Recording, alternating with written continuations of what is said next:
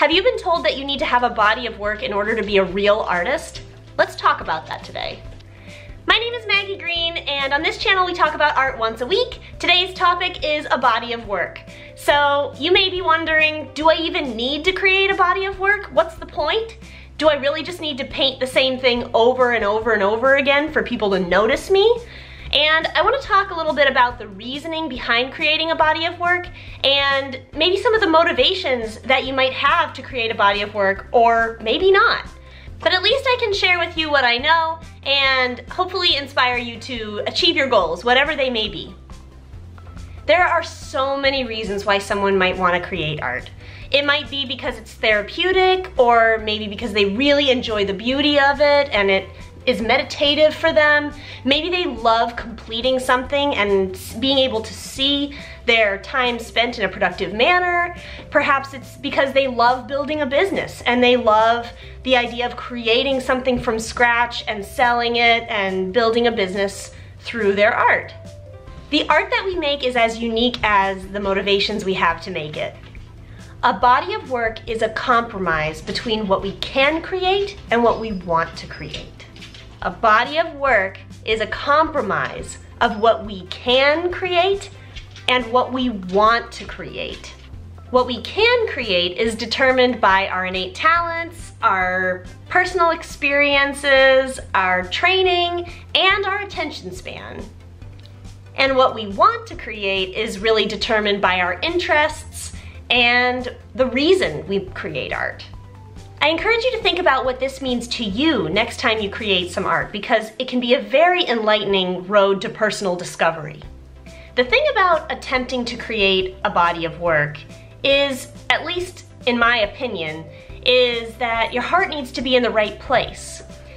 I don't want anybody to just go out and paint a bunch of figurative paintings because they think that they're popular right now and they'll probably sell if their heart isn't really in it. Because in the end, there's only one you, and there never has been anybody like you, and there never will be anybody like you. So you have a unique gift to give to this world, and we need it. We need you. So building a body of work doesn't have to really be a professional endeavor. I think that if you care about the artwork that you make, and you do desire to make more fulfilling artwork, that you do try to create a body of work, but do it by finding the love in it. Do it by discovering what you love about painting and which kinds of subject matter really inspire you and make you just effortlessly work on something for hours and hours and hours. Because that's really the kind of work that is unique to you. And you may not even know what it could be yet. You may just have to try out a whole bunch of new things, try out a whole bunch of old things or different media, and that's all fine. Everybody goes through that, I think. And I don't think anybody is born knowing that they want to be an oil painter of clouds. I don't think anybody is born knowing exactly what they need to do. And so it's a road to self-discovery. For me, I started making really good artwork when I finally just surrendered and tried to just make fun art. I just found an artist that I really liked online, and she made tiny paintings, and I thought, I'll make tiny paintings. I can make tiny paintings in my free time, and it looks like fun. It looks like the kind of thing that I would really enjoy.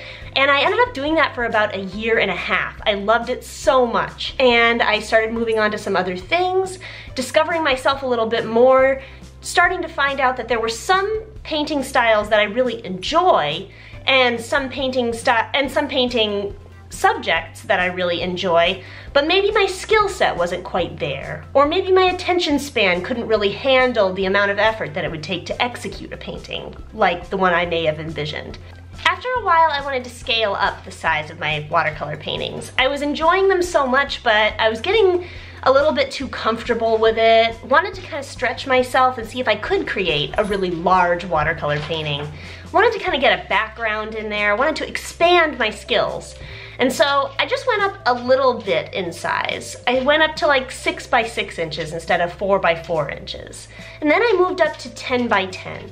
And then I moved up to 11 by 14. And it kind of changed that way, and I started deciding to add more detail or even less detail, or experimenting with a little bit of different media, and always fine-tuning my practice. Always taking a look at my reactions to the work. Do I love the end product? Do I love the process of making it? Am I able to really execute it in a way that I think is in line with my expectations? And it's a long road to discovery, but as I mentioned, a body of work is a compromise between what you can do and what you want to do. You will eventually reach a place where you're happy with your body of work, where you're happy with the style you have and the subject matter, and you find yourself able to talk about it in a much more profound way.